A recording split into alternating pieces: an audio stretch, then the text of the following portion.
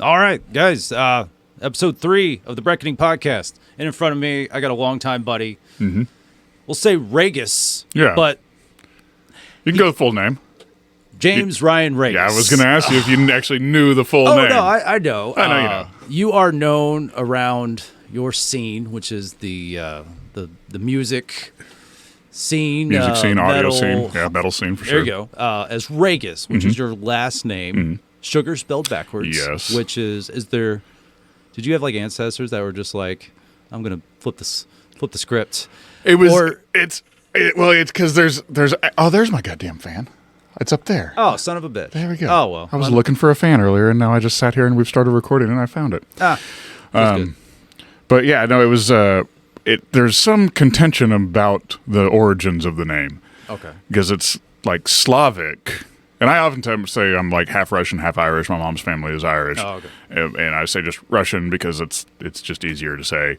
But like definitely like the mountainous people of the Eastern Bloc, like Transylvania level shit is Ragusevich. That explains the incisors. Yeah, I've definitely got these guys right here that will kill you from across the room.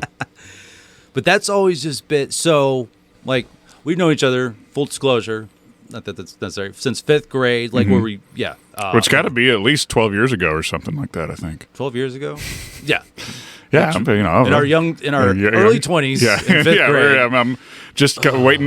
We were not good at school. 5th grade is when we met, going to the same elementary school, and then we traversed through different classes. I had Miss Harmon, who was a goddamn angel. Yes, Miss Harmon was the teacher to have in 5th grade. That was all of our buddies. Yeah, were, I think Anthony was in my class. Yes. One of our mutual friends, and meet, Marcus Ramsey. Dear listeners, you'll meet Anthony in a future podcast. We're just going to go through the 5th grade class of Thomas Haley Elementary in Irving, Texas. We're going to get Stacy Smart in here pretty quick. Name people. Just like name dropping people. Like let's do that. Let's do the opposite of name drops. Yes. Like, I was just hanging out with Chelsea Ledesma the other day. It's like, but say it like it's really cool. Like nobody knows who that is. It's like, me and Montez. I so hope that people went to school with who like we. That's all. That's the only way we know each other. Somehow, just like Ragus and Brian had a podcast. I'll answer that. They're like, they fucking mentioned my name. That's going to be the reason. I'm doing this. But what's so crazy about that class is I was in a class, Miss Faulkner, who is just someone who should. This is one of the many things wrong with public education. She should have. If we can take the next hour and just unpack trauma from 5th grade, I would be totally happy with that. Oh, okay. I blocked most of that off just because. I was in a class just full of assholes, and I wasn't. I was a great student. You deserve to be in the Harmon class.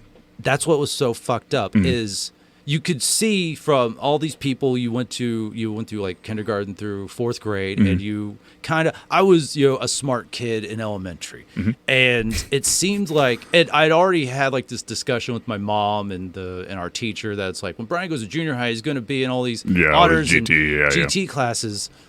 And there's going to be a lot of homework. And I remember in that meeting when they said that, I was just like, I don't want to do this. And my mom's like, no, you're doing it. I was like, all right. Yeah. Well.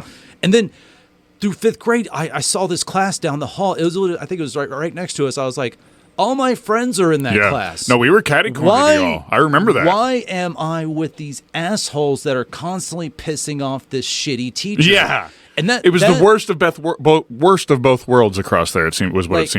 She was a monster basically. Yeah. Like it was a handful of assholes would piss her off to where she would punish the entire class, which is against the Geneva Convention. Thank you. That's what I think that was the seed of my anti-authoritarianism that blossomed in my later punk years and still is blossomed to this day. Right. And that's where I was just like, I did everything you asked of me. I was a great student, well behaved. Yep. But you were a nice boy. You were a nice boy. I remember when you were a nice boy. Yeah. I didn't know how to speak up for myself. Yeah. Again, it's 5th grade. Yeah. But I was like, I did everything you told me to fucking do, yet I'm getting equally punished for what that kid did. Yep. And that's where I was just like, something stinks Yeah. in Thomas Haley Elementary.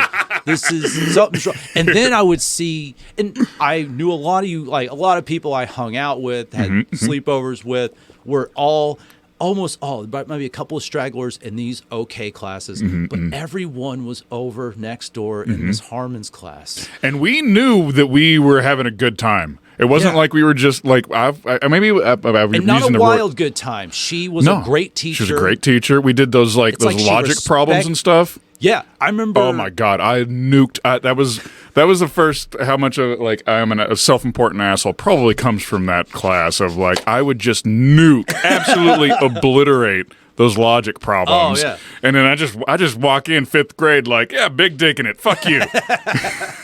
There was one. I'll put it up on the overhead. Day. Like, oh, I looked at it for a second. Don't worry about me. I got it. Everybody else, yeah, I'm just going to turn the other way. I got it. One day, she did not show up to class. And, of course, I made a small prayer to myself that would be a permanent situation. Right. It was not. Right. But, and then like someone in the school showed up. They apparently were not able to find a substitute for that day. And so what they did is they split the class up amongst all the other 5th grade classes. Oh, they absorbed them. I've never been a real religious man. Putting but at the that energy moment, into the universe. I was just like, if there's any fucking justice in this world, give me one taste of where I'm supposed to be. In this, it seemed like she had an honors class. But it wasn't. It wasn't. It was a regular ass fucking 5th grade goddamn class. And then actually, the class started in the portables outside. Yeah, that was which is so weird. I can't it seems like there would be a hierarchy there where clearly Miss Harmon doesn't have to go to the fucking portable. Or 5th grade. But I don't know. It was. There's got to be some politics behind that that I don't know. But anyway, continue, sir. And so I was like, please, please, please, and thankfully, somehow, I was part of the small group that got to spend one glorious day amongst you guys. Yeah. And the golden children. I want to say there was something like a logic problem that befuddled the fuck out of me. I'm sure it did. And I was, because I'm over there, killing it with basic ass math. And you weren't getting skills. You weren't running a 5K every day. Yeah. Yeah. And so I was over there hanging out with all my buddies. And we had this it was like a longer recess than I had. And Miss Faulkner, she would not give us recess as another form of punishment, which is something I think they need recess up the way to senior year. That's something that should never have been taken away. But that day I was like, this is amazing with all my friends. They actually seem to be learning. We have like a longer recess. The positive vibe was very palpable. And I was like, oh, they got a whole year of this. Yeah. But I got that one day. And I was like, wow. And then I wish I would have petitioned my mom because, they would do that. Mom, Yeah, you could get a mom on something like that. Yeah. No, he goes over here. Yeah. Put my son in this class. And they could have had that make that happen. Yeah. But still, it wasn't a big enough deal to where I guess I moved past it. But I guess it all came up now. Yeah, at the start. No, which is not the crux of the reason I wanted to have you on the podcast. There's so many other things you've done in adult life I want to get into. I pretty much stopped after 5th grade. That's about it. After that, so we junior high school. Yep. When did you get the voice? It was in junior high. Junior high. Was it I remember a story. It was, what's the deep... Barry White. Barry White. He had a story. He had a little waking up one day, scaring the shit out of his mom story. Is that right? Yeah. I haven't heard that. That's just the weird nugget I overheard and never Really? forgot. I need to look that up. That needs to be my history, is that. So... Well, it was when my voice first changed, it went literally as low as I can force my voice to go, as if I'm fucking being an asshole about it or something. That's what happened the first day. Okay. It went into the basement. Wow. And there's a number of things that occurred. First of all, because my dad. Did you see a couple of hairs just come out? No, it was completely. I was 89 pounds or something at the time, and that was the thing is that because when my voice went that way, then all of a sudden, which I mean, I was already I was a budding jackass, like I'm a ham. Okay. So I love like public speaking. Like not only does that never scare me, like I love public speaking. I seek it out. I fucking love that shit. Like someone dies, you're just like, that's sad. But do I get to speak? There's one of our good buddies that's a good buddy of mine that's getting married soon, and it's probably is our buddy Close Prater, enough, who manages the facility that we're in right now. He's going to write it because he's a great writer, and I'm going to actually marry them. I'm going to be the officiant, which I've already done once before. Oh, cool. I did it for a pair of friends years ago. One of the great quick tangent, but it was one of the like where I realized I'm kind of an adult, and this is a really adult grown-up honor. Yeah. Like, not just like, pew, badass, yeah, fuck it. Yeah, it's like, no, rock and roll. Yeah, no, wait. Really. Like, no, it's not that. It's like, somebody asks you to be the officiant at their wedding. That's like, oh, I'm not little anymore. Oh, yeah. This is grown-up shit. Yeah. But it's also as cool or cooler than anything I did when I was a little kid. It's like, it's serious, but it's cool serious at the same and time. super badass. When do those things merge like that? Yeah. Really ever? But what, excuse me. We're drinking beers. I don't know if anybody knows that. Hey, cheers, by the way. Cheers, buddy. Yeah. Tap it. That's a heavy metal thing. You got to tap it. You almost didn't. I saw you go for the beer. It's my fourth one. Oh, well, I'll get on my level. Yeah, we're going real hard with my Miller Lights. I'm topping you with these shiners. Yeah. Both unofficial sponsors of the podcast. Unofficial sponsors. They would if they knew we existed. As much IP as possible until somebody's like, that's either a cease and desist. Yeah, something. So we want to be on a legal document somewhere. If I give you some money, will you not mention us? And I'll just be like, I'll take that money. I'll take that money. And I will sign that non-disclosure. But Dad, of course, my dad was a touring sound guy, so he was out of town when my voice changed. Oh, okay. And this is back when you had a house phone. So he calls the house, and I answer the phone. Oh, God. Which, you call the house, and just the phone would ring. Yeah. Like, that's all that would happen. It wasn't like, oh, it's this person, or this. No, Serious. It was just like, there's a ringing phone in the house. Somebody's going to go get it. And I would go get it. And now we were a little ahead of times. I had a wireless phone, I think. Okay. Pull the antenna. But it had the big giant antenna, which I love playing with, obviously. Oh. But yeah, like Dad's calling home from fucking, Saskatchewan or something like that. Probably mixing monitors for anthrax or something at this time. And phone rings. Dad's just on the other line, and he hears, hello. He knows that his wife and his... How old are you in 5th grade? 4th grade? Or no. It would have been 6th or 7th grade. Take the year, add 6. Add 6. That's general. So 11. 11. I was 11 or 12. And yeah. Oh, wait. You said 6th grade? It was in middle school, so 6th or 7th grade. 12 to 14. 12 to somewhere in there. And yeah, hello. Who the fuck is this? It's me, Dad. What's going on? Like, what? No. What? Which the funny thing is, I don't remember it. Put my wife or son on the phone. Put my wife or son on the phone. But I don't really remember it. And my dad's got he's got an adult male voice. He's a loud person. Yeah. And that's one of the things that comes with his voice is it's not just how deep it generally is, but like when I've had a couple of drinks, excuse me. All my good friends know that like you can gauge how if I'm getting saucy is when my volume starts to go up. Okay. Because my natural, if it weren't for societal, if I was just in a cave by myself, I'd be barking at 110 decibels all the time. Because that's just what my body's, my larynx and head and all this sort of stuff is just built for. So pretty much any time that I'm speaking at a normal volume, please know that I'm actively making a conscious effort to not hurt the people around me. Because it's just like as soon as I start getting a little bit loosey-goosey, it just goes up, up, up, up, up, up, up.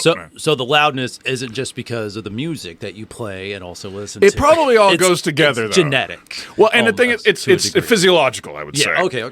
Because what happened when my voice did first change is I I would get asked, like anytime you had to read in front of the class or something like that, I would get asked to do that. And of course, I was already, like I said, a budding ham, so I always volunteered to do that. So a kid that couldn't speak out loud for shit wouldn't slow everybody down. Wouldn't drag us down that path. Yeah. And I was just like, can I do it? Not David? I'm adequate. Can I do it? So we can move the fuck on to when you stop talking and let me just doodle on the margins of the homework. But no, But no, I would, first of all, I already liked it, and then I would get asked to do it. But then when my voice changed, like once again, I was 89 pounds or whatever. Like I wasn't even 100 pounds yet. I was still a little fucking kid, and speaking with literally this voice at 80 pounds, 90 pounds. I'm almost 200 pounds right now at 6'1", which is relatively skinny. God, the goddamn pandemic, my muscle mass has gone to zero. I weigh almost exactly the same, but my muscle, it's just all gone from my arms to my gut. Anyway, but after speaking for doing, going up and reading something for, more like a page and a half or something like that, and it would physically hurt. It would because it's if somebody, some of the gags that I do, if my voice is particularly destroyed for a night, I'll take somebody's hand and put it up against my throat, and it's wow. Okay. Yeah. But putting that through a 90-pound child, it would hurt. It would hurt my head. I get a headache, and it was uncomfortable after a while of speaking, especially speaking in front of a large audience where I'm kind of being loud. And but I power through because I'm a fucking ham. You realize this is a skill that I will use. Not even like a skill. It's something that you have. It's a privilege. There you go. Okay, yeah. Because it's that's one of the things, and I always tell people this, working in jobs and working like running stagehand crews and stuff. People fucking listen to me. They do what I say. Yeah. And it's not because I'm good at my job. Yes, I am. But somebody that didn't sound like me, they wouldn't get the same fucking eyes. When I go, like me. Hey, eyes up. Yeah. Oh, okay. Yeah. Everybody looks at me. Like a football coach. Yeah. In a certain way. Yeah. And I'm a relatively good speaker, blah, blah, blah. But I do recognize that this, I didn't work to get this voice. This is just something that fucking happened to me. Which I jokingly said, or if you have spent a little time with you and your dad, you're like, oh man, he sounds just like his dad. But like what you said earlier, he is a little louder, but probably not as deep. No. But there is a definite, anyone that's hung out with you and your dad, there's a definite. There's a similarity. It sounds like his dad. But I'm sure when I get your dad on here, it in my head it's going to be like this. This is Jim. Oh, but it's still similar. He didn't get as deep. The phraseology is the same, and that's a big just the word choices and stuff. That's really what it is. That's why people say they sound the same because you talk the same as your dad, like your parents. Yeah, same rhythm, same little jokes and stuff. I don't speak like my dad, but when I laugh, I'll bet you do a lot more than you think you do. Well, probably but when I laugh, I can hear my dad's laugh, which doesn't happen that often. You don't laugh that often? I laugh amazing. I enjoy humor. But both my parents, enjoy humor. I had to forge my sense of humor. Despite. Exactly. Right. They're fine people. Yeah. But I had to forge, myself into a comedian and someone who likes to talk. My mom's just a mom that likes to gossip about, did you hear this friend got cancer? Shit like that. God. And my dad doesn't speak that much. He's a bowler. That's it. He's a bowler. Doesn't require much communication, personality. You put it all in the lanes. Yeah. We don't need to talk about this. I need a lane. I'm going to leave it all in the lane. That's my family crest. Need a lane. But when you walk in enough, they know you need a lane. They're like, all right, where do you want to be? Yeah. But so you had the voice, and your dad has been a touring sound. Is that basically your entire life? He's been doing that. Yeah, long before. Yeah. And when I tell people my friend dad's a sound guy because I want to get into I'm like, hey, they got me backstage at the Every Time I Die Mastodon Coe show. Which I was weirded out by the fact that was the first time I'd ever gotten you into a show. I've never. I maybe assumed that was a possibility or something, but that was it's a show that I'm just like, It was a great show. I gotta fucking go because those are like It was Mastodon. Every Time I Die and Coheed and Cambria, which is like 3 of my favorite bands. Yeah. But then eventually, naturally, through me and you and our buddy Nick Rash, it was just kind of like a given. And you're like, "Oh, my dad's on that," and I was like, "Oh, amazing!" And I never even tried to be like, "Hey, could I possibly?"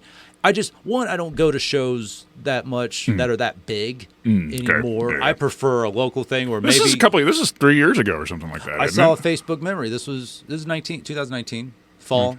So yeah, whatever year it is now, like October 19, something like that. And I never thought that was a possibility. That because also again. I never something that big with literally 3 of my favorite bands. Right? Like, yeah, usually it's too one perfect. It's too perfect. Yeah.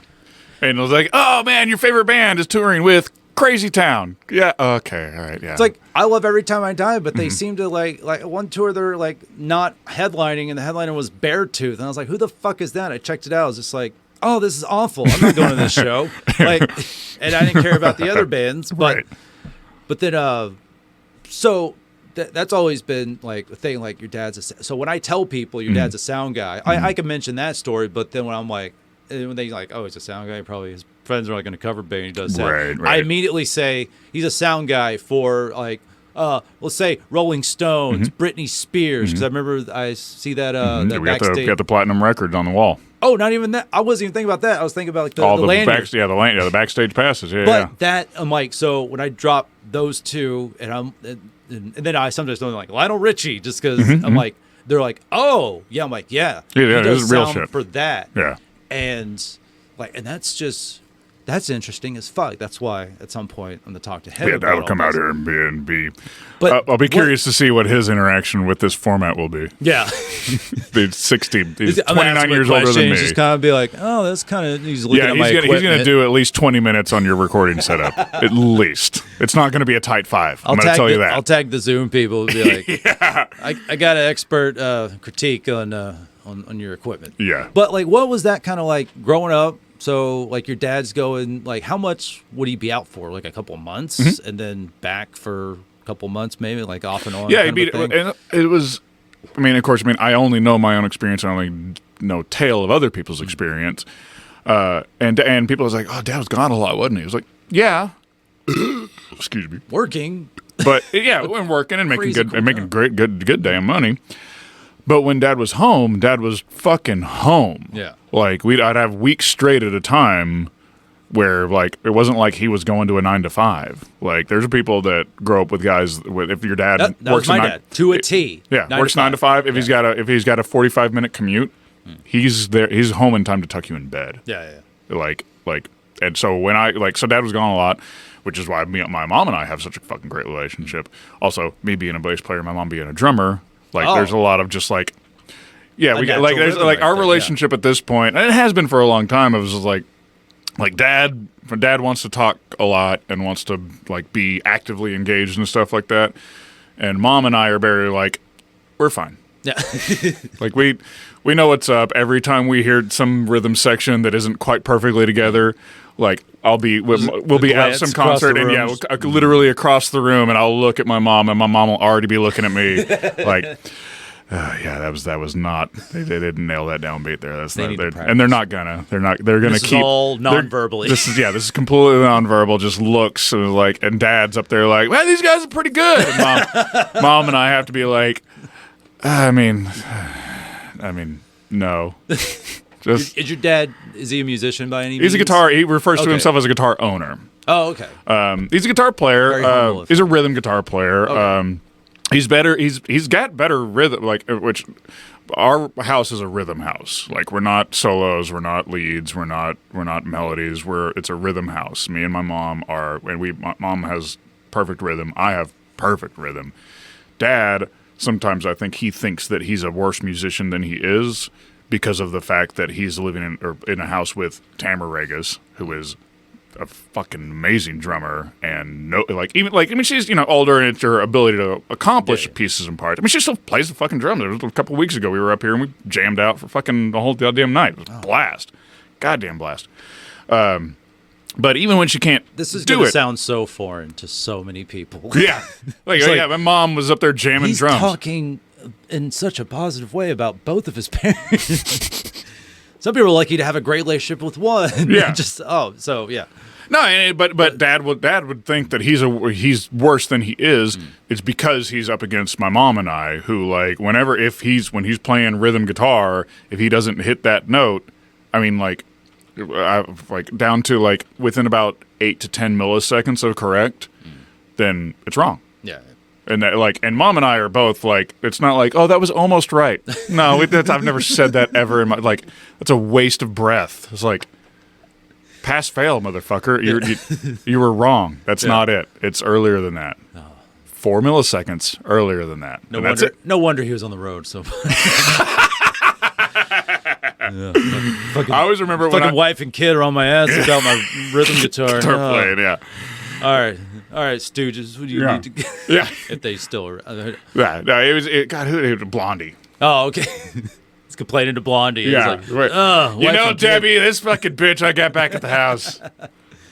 So what? When did you pick up what got you playing bass, which is your main instrument? I know you dabble in the drums, maybe more than you have, but bass, that is your thing. Loudness, thunderous bass. Thunderous, shaking the earth, yes. When was the first time you're like, me and the bass, that's it? It's obviously you grew up around instruments. I grew up around instruments, I grew up around players, but it was it wasn't like there was something that I was laughing about recently. I had a friend that I have several friends that have just recently had babies, and they did a baby shower, and the baby shower was at Trees. Oh, okay. Because that's the people that I roll with, and the invitation to the baby shower was a backstage pass. Oh, that's adorable. Very adorable and cool. And then I was laughing about I've seen other people do. People that are not in the industry, and they'll do like a rock and roll baby shower, rock and roll wedding, or something like that, and the invitation will be a ticket, like a concert ticket. Okay, yeah. And I was like, and I all of a sudden realized why? That's concert ticket is usually what people do for those things, because it's a ticket to get in. Yeah. But me and all my crew, it was a backstage pass. You know why it was a backstage pass? Scoff at tickets. Because a ticket. What the fuck is a ticket? Wait, I don't. Who you buy? Do people buy these things? What are you talking about? Say hi to the guy that. That's what he's there for. Is taking. He's not just glad handing me blah blah blah. He's not just Randy. Yeah, he's not just no. He's at work right now. I just stand out there and bullshit with him for 20 minutes. But where was I going with that? Backstage pass. Backstage pass. But before that, it was baby shower, and before that was bass guitar. Was my experience with music is not my parents really liked music.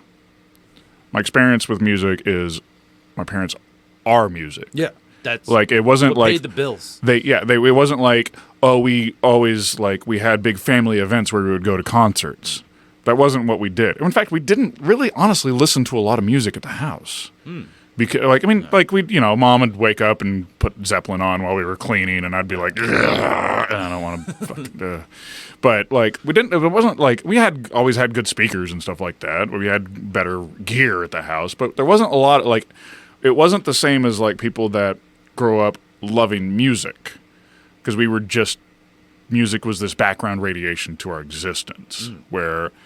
It wasn't ever they never told me hey, you need to pay attention to this band or something like that. They're really cool, or they do blah blah blah. It was just an automatic assumption almost of just they wouldn't even know how to describe to you how important music is, because it's it would be describing the importance of water to an alien species that doesn't know what water is. I don't know how I could explain my need to drink water. Yeah. To somebody that doesn't need water. It's just I need this, but this is also what I'm made of. Yeah, I'm made of this. It's really too important to need to explain why it's important. Yeah, we literally lack the language to explain how innate that is to us. And that was my experience with music and with concerts and stuff like that. Where people, anytime people talk about what was your first concert, I can't even participate in that discussion. Someone like me can answer that question. Yeah, I can't answer that question. Oh yeah, it's I was in a bassinet. I got carried to that fucking thing. Or a womb. Yeah, no, I definitely went to a number of concerts. I probably smoked some pot in the womb, I bet you that.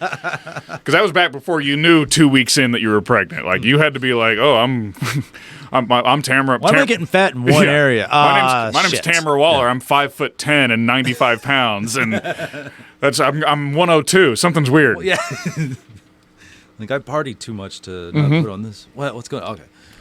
But no, yeah, that was my crazy. It's literally like in your DNA. It's stone cold in my DNA. So to answer the question, when I started playing bass, there wasn't any particular like key moment that I saw. I mean, I can reverse engineer and kind of see some things, and I'll say what those are. But really, it was my dad fancied himself a guitar player, so he wanted me to play guitar. Okay. Oh, okay. And he got one of those like a little travel guitar, like a little tiny guitar, and strapped it on me when I was little, like little. And that was an adorable look because it fit me, like a Great little for Chiquita pictures. guitar. Yeah, there's a lot of great photos around the Ragus house of me wearing the Chiquita guitar. And I was like, this is fine, whatever. And I never really identified with it. And I remember one day, I remember this day fucking perfectly at the apartment complex. Oh shit! What was the name of the apartment? It was right behind the Blockbuster Video. Oh, one of the busiest in the country. There was a great heard. Blockbuster. That was a great Blockbuster. On Northgate and Beltline, Woodland Hills. Okay, was the name of the apartment complex. Yes, and I was riding in the passenger seat with Dad and of our Chevy Caprice, copper-colored Chevy Caprice, big body, and we're walking up, and he was talking about playing guitar. I was like, well, I got this rig, blah, blah, blah. I can get this for you. And I just kind of rattled off. I was like, thought it'd be kind of cool to play bass. And, like, that was on the because we were a second-floor apartment. And on the way up, he just opened the door and then walked right back into the storage, like, little closet. And walked back out with a bass guitar and strapped it on me. Oh, wow. Like, it was, 90 seconds between, like... Ask and you shall receive. Yeah. Because he'd been trying to get me to play guitar for probably literally my whole life. And but I mean, like, not like a football... guitar. And bass is a guitar. But not like... He wasn't like football dad or anything about it. It was just like, you want to try guitar? Blah, blah, blah. And I was a drummer long before I was a bass player. Because I sit down at mom's drum set and jam out. And they always talk about how, like...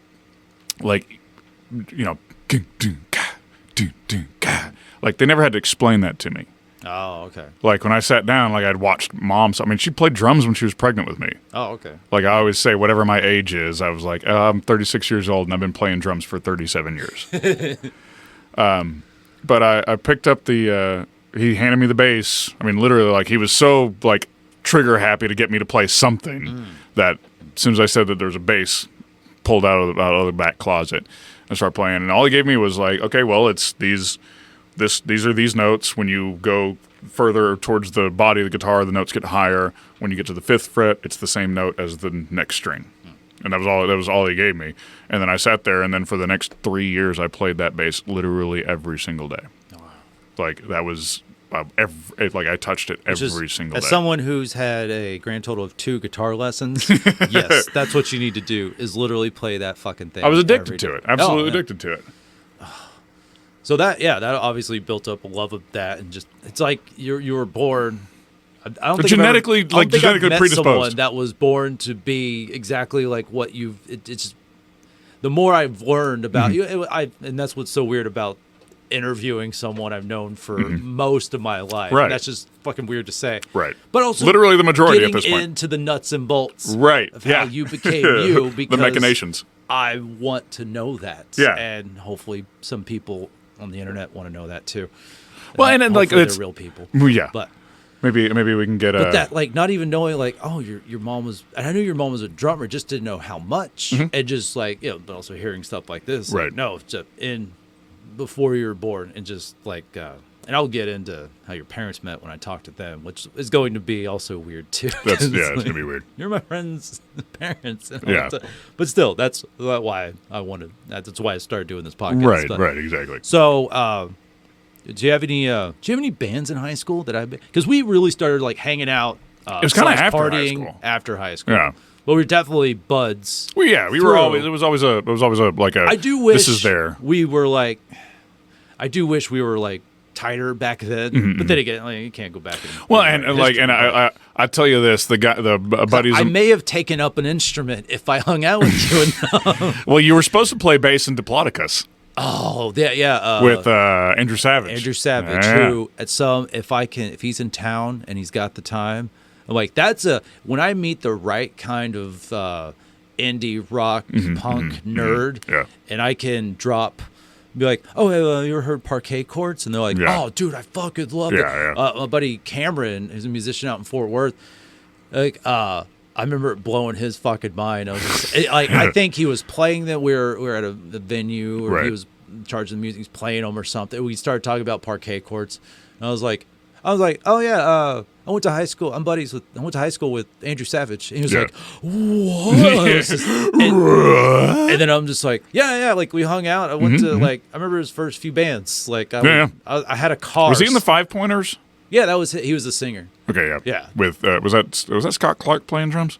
Maybe not. I do not. No, I'm confused. Scott was in the Skankaholics. Skankaholics, because Andrew had his first band, which I don't think I knew him at the time, right? Because he was buddies. I had biology with Andrew Savage. Oh, okay. Yeah, and I thought he was disabled. I thought that he was because he had a funny conversation with the teacher one time. He was wearing a Sex Pistol T-shirt, and he was just like sweet and funny and a little too engaged with the teacher, because you're in middle school or high school or whatever, and you're supposed to be like, whatever. Yeah. But he wasn't like that. He was like engaged, and I was like, is that down? Is he a little downsy? Because he was like having such an honest conversation with the teacher, and I was like, it was like. Then this is horrifying. But I remember thinking later on once he got into playing music, it was like, oh, that's. I know why that was. Is he was just having an honest conversation with an authority figure, and I thought that meant that you're not one of us. Yeah. And I wasn't even that rebellious of a kid or anything like that, but that sort of that honesty of rapport I was not used to from a student. We don't do that. We don't do that. We don't do that. What are you doing? It's like you're nice to a teacher, so they don't give you a hard time, and they let you go to the bathroom whenever they want. That was my MO. It's like if you're nice to them, they bring you things. Remember that? Remember that movie? PCU. Oh, Jeremy Piven. It's been so David long. Spade. Great movie. Long since I've seen Great it. movie. What's crazy is I love dropping when I can't. It has to be appropriate because Parquet Courts is big in their own right. They did Fallon or Late Night or something one time? They did about 4 or 5 of those late night shows in the span of a couple of months. Yeah. And that's what, bumped them up even higher. But knowing Andrew and seeing his first band was like a grungy kind of band, The Tears. And then when all of us got into, or around that time when ska or ska-core was becoming a thing, like hardcore ska-ish music. That was when Leftover Crack and Choking Victim got into these punks, and they're, oh, that's, Satan and ska. You're like, okay. Satan and trombones. You're missing the third element of what they're doing, which is crack. But don't do that. Hopefully you don't. But then and then he went on to Five Pointers, which was his hardcore phase. And that's I was hanging out with Andrew. And that's when I started hanging out with him, and he got me into what led me on my musical journey of really eccentric, artistic, heavy music. Andrew got me into Converge. Oh wow! I remember we went to Good Records in Dallas and found a Converge album, which was it's called Unloved and Weeded Out, which is some early recording shit. It wasn't like Jane Doe, which is their monumental album. Right. But it was that, and we're just like, this is crazy, and then he went off to college at UNT, so I didn't see him that much. Right. But then that's where he kind of met the eventual future members of Parquet Courts, and me and him, I went on to my thing, and he moved to New York, and so I'm hard to see him. And then a couple of years go by, our buddy Philip mentioned Parquet Courts to me and how they're about to be on TV, and I'm just like, what the fuck, Andrew? Andrew? And his little brother Max is playing drums, and these 2 other guys, and I'm like, they're about to be on Fallon, about to be on Kimmel, they're on Seth Meyers.